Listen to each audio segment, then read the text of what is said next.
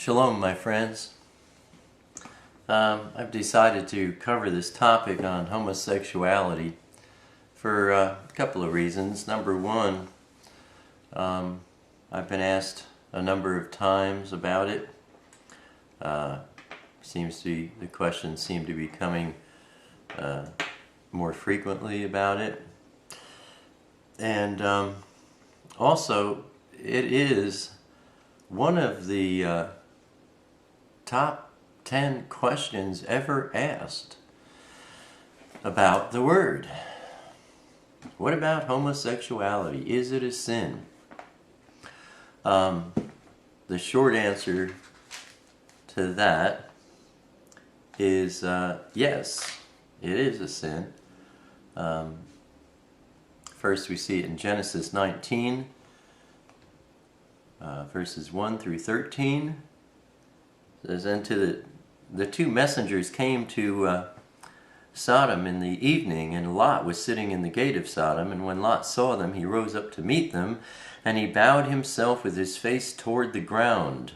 And he said, 'Look, please, my masters, please turn into your servant's house and spend the night and wash your feet, rise early and go your way.' And they said, 'No, but let us spend the night in the open square.' But Lot urged them strongly, and they turned into him and came into his house, and he made them a feast and baked unleavened bread, and they ate." Now, he didn't want them in the square. I mean, there were beds out in the town square, and people would get sodomized. Strangers in town would just be raped. So, Verse 4, "Before they lay down, the men of the city, the men of Sodom, both old and young, all the people from every part, surrounded the house. And they called to Lot and said to him, 'Where are the men who came to you tonight? Bring them out to us and let us know them.'" I've talked about that word before. In the Hebrew, it implies, intimacy. When those come to Yeshua and they say, "We preached your word our whole life, we healed the sick, we performed miracles," and Yeshua says, "Go away from me, I never knew you." He's saying, you were never intimate with me, you never expressed true love to me. So, verse 6, "Lot went out to them through the doorway and shut the door behind him and said, 'Please, my brothers, do not do evil. Look, please, I have 2 daughters who have not known a man. Please let me bring them out to you and do to them as is good in your eyes. Only do no deed to these men, because they have come under the shadow of my roof.'" Throughout the Middle East, this is true. If you're visiting with anyone who lives in the Middle East and you're in their house, they take great importance over your security and your pleasure. You're in their house, and that means a lot to them. A lot of people say, "Well, what's he doing offering his daughters?" Well, he knew that they were homosexual and they didn't want females.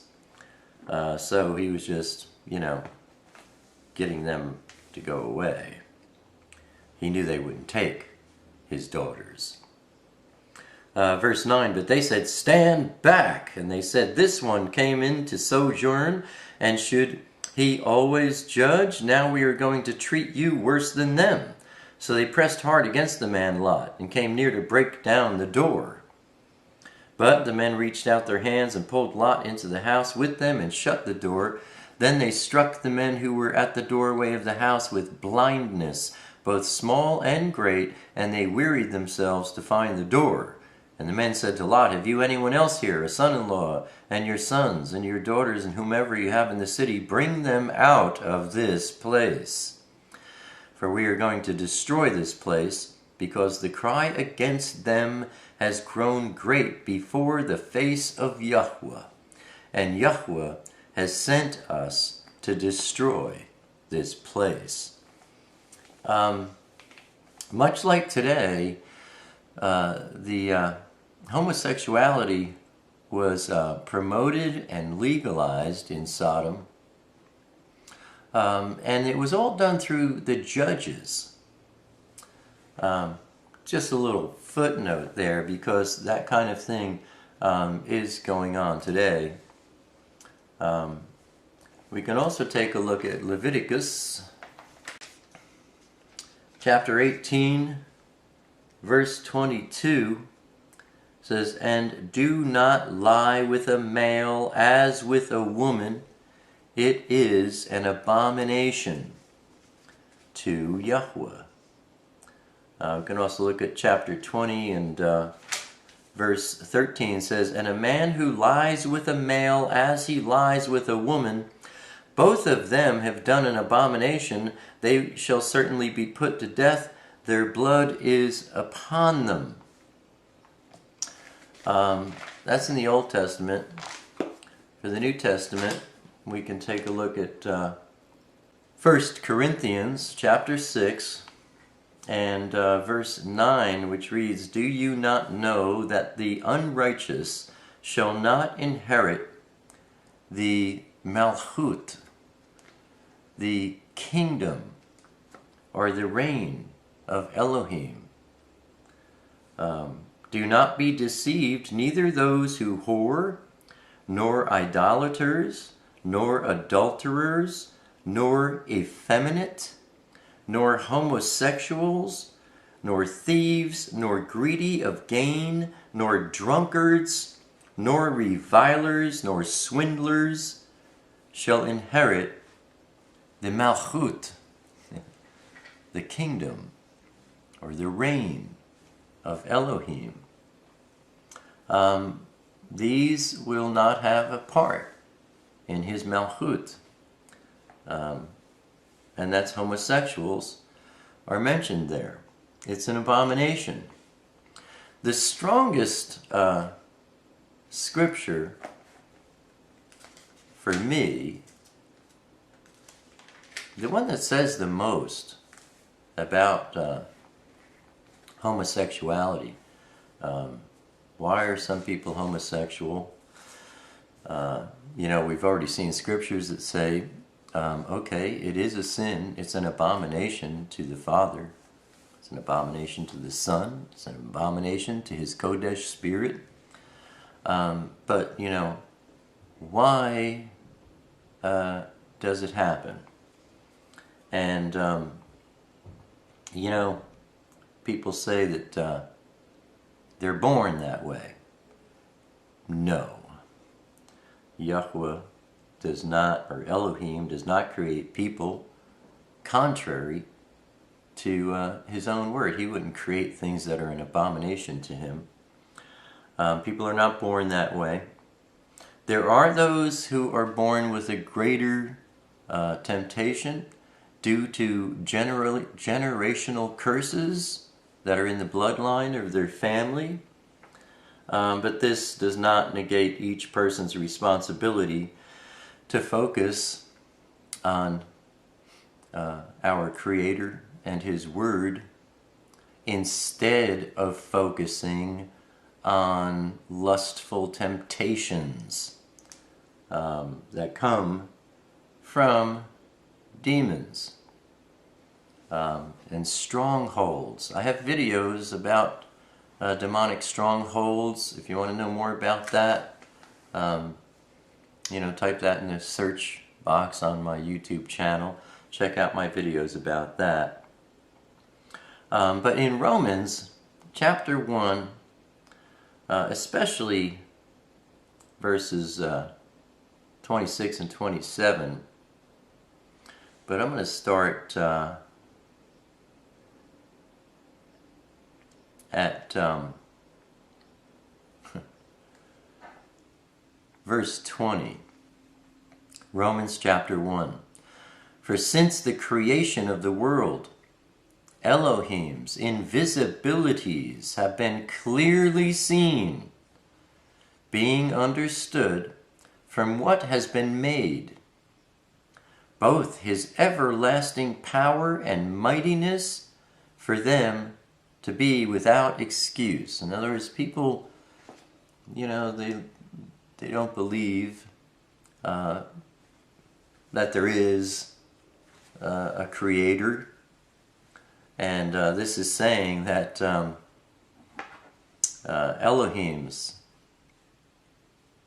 nature is clearly seen in all of creation, and people who say there is no creator, you know, evolution, or the whole thing here came into existence from two nucleus exploding out in space. It's all like, you know, just happenstance. In their hearts, they know that that's a lie, because Elohim makes it clear to them through everything they see throughout their lives, and he does that so that in the end they will not have an excuse for rejecting him as the creator.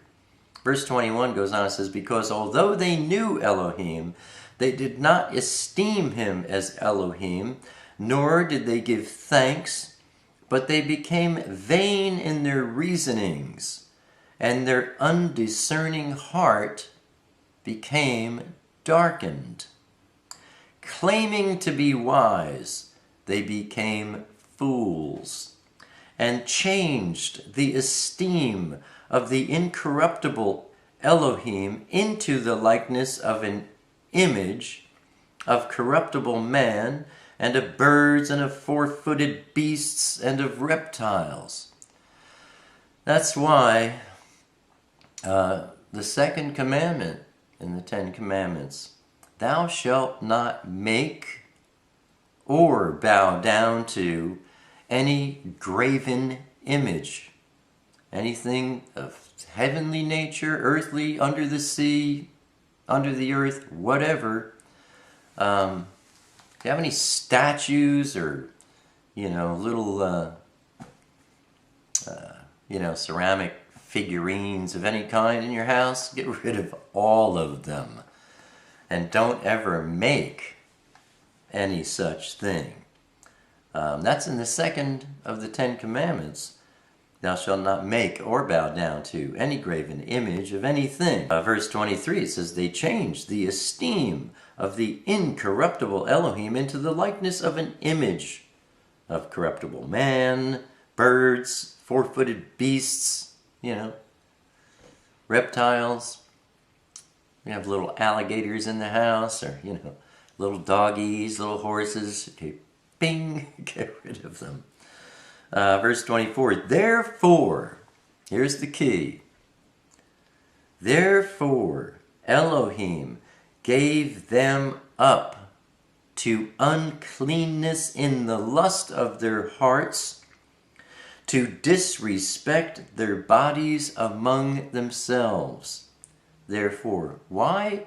You know, this is saying Elohim himself gives people up to shameful lusts because they have rejected him as creator, and they worship images and things, angels,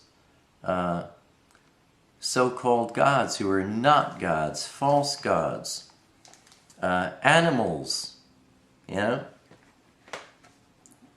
of various kinds. Because of doing that, and because people reject him as the creator, that's the key, he gives them up to uncleanness in the lust of their hearts, gives them up to disrespect their own bodies among themselves, because they changed the truth of Elohim into the falsehood, and worshipped and served what was created rather than the Creator, who is Baruch, blessed forever. Amen. Verse 26, because of this, Elohim gave them over to degrading passions, for even their women exchanged natural relations for what is against nature, for a woman to have sexual relations with another woman. Verse 27, likewise the men also, having left natural relations with woman, burned in their lust for one another, men for men, men with men, committing indecency and receiving back the reward which was due for their straying.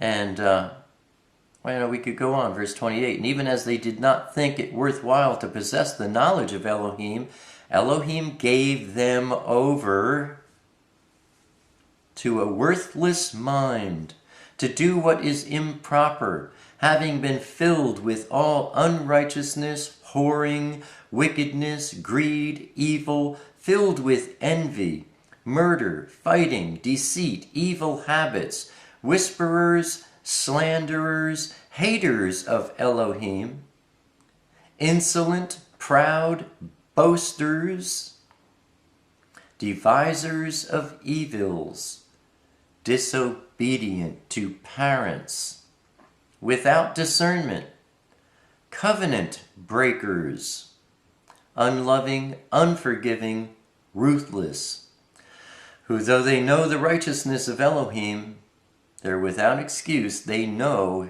that He is the Creator and that He is righteous. That those who practice such deserve death. Not only do the same, but also approve of those who practice them. There are those who say, that's disgusting, and they deserve to die for that. But they do it themselves. I mean, that's even more, lying to themselves. And, that they deserve death. That does not mean that they deserve to cease existing. That is not what death is in the Word.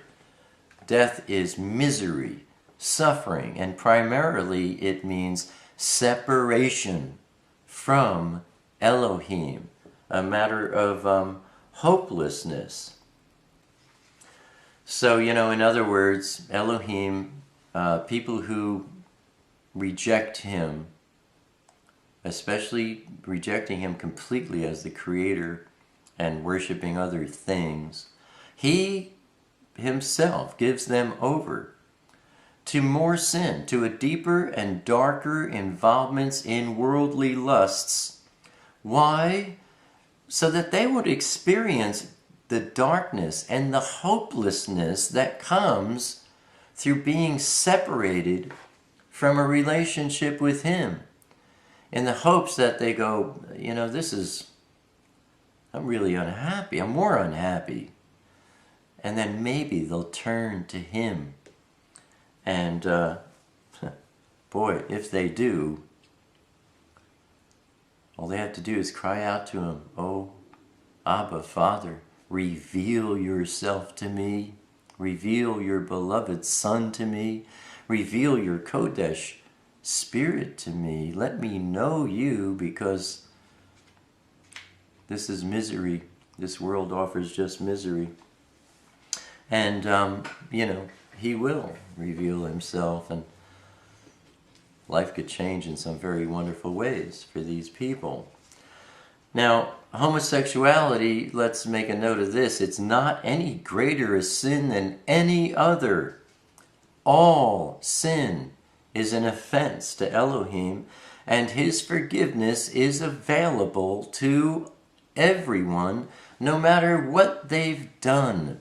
I've heard a lot of people say, it's over for me. I've done things that are just too unforgivable. So they kind of think like there's no possible way they could be forgiven, and they don't think there's any sense at all in turning to Him and to His Word. But that's not true. That is a lie from the devil to keep them away. Because, that's what Yeshua died for. He paid. I don't care how bad a thing you've done, it's already been paid for. If you will only recognize that and call out to Him. And, He promises strength to those who seek Him. 1 Corinthians chapter 6, verse 11 and 12. After talking about, homosexuals, thieves, I read all that earlier in the earlier verses. Then verse 11 continues, says, "Such were some of you, thieves, homosexuals, adulterers, idolaters, drunkards, and so on and so forth. But you were washed.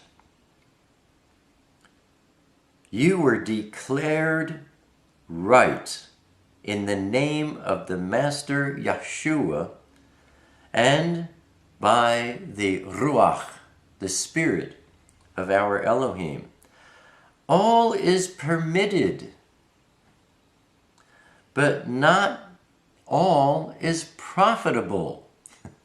You can do anything. All things are permitted, but that doesn't mean that all things are profitable. Some things are very unprofitable and very stupid, but you can go ahead. All is permitted, but I shall not be under authority of any. All things are permitted, but not all are profitable, and I shall not be under the authority of anything or anyone but Elohim. I put up a video just a few videos back. I don't remember the title of it, but it's all about, if you read the little statement in the Show More section, it's all about having a relationship with Him and Him only. Check that one out, because you don't want to give authority, give anything or anyone authority over your life but Him. And you do that, and it's major. 2 Corinthians chapter 5 and verse 17 reads, "Therefore, if anyone is in Mashiach," if anyone's in Yeshua, the Messiah, "he is a renewed creature. The old has passed away. See, all have become renewed." He can change you. You cannot change yourself. If you try and be, perfect, silly notion. Nobody can be perfect, but you know what I mean. If you try and be good so that you'll be pleasing to Him, you'll only get worse. You cannot correct yourself. That's another form of idolatry. That's like, worshiping yourself. I'll fix it. You can't. You'll only fall into greater darkness. Only He can, by turning to Him in prayer every day, especially the first part of your day, getting into His Word, and calling out to Him, talking to Him about the things that you want to see change, and asking Him to reveal Himself to you by changing these things for you. Then you'll be amazed. You'll be telling everybody you know about miracles, because there's no other way to explain it. Philippians chapter 4 and verse 13 says, "I have strength to do all through Mashiach, Messiah, Yeshua, who empowers me." You can do anything through your relationship with Him, calling out to Him, and Him doing it for you. He lets you have the credit. He gives you the strength to change yourself. But you'll see, if you've ever experienced this, or if you ever do experience it, you'll see it's a miracle. You'll find yourself saying, "There's no way I could have ever done this, but I did. And it was only because I called out to Him and asked." So You know, one last thing I have to say, and this is just a personal commentary, having been in the entertainment industry full time for more than 30 years, I've known many gays and many lesbians, and you know, I always contend that even, you know, natural relationships between men and women are pretty crazy, you know, especially if they don't have a relationship with Elohim. It gets crazy. It's all about control issues. Who's going to win this argument? Who's right? Who's wrong? Relationships can be extremely frustrating and confusing when they're not founded on a relationship with Elohim. And homosexual relationships certainly can't be founded on Elohim because they're an abomination to him. But, you know, I know from experience with many friends, those relationships are the craziest things I've ever seen. I've never seen more confusion in any kind of relationship. I mean, tenfold, 100-fold. Those relationships are crazy. They're so distraught with confusion. So anyway, that's the bit about homosexuality. Yes, it's a sin. And it's not something people are born with. Oh, geez, they can't help it. No. There could be stronger demonic strongholds on some than others, but there is a way out. And it's very simple. It's very easy. Yeshua says, "My yoke is easy. My burden is light." Turn to him. Shalom.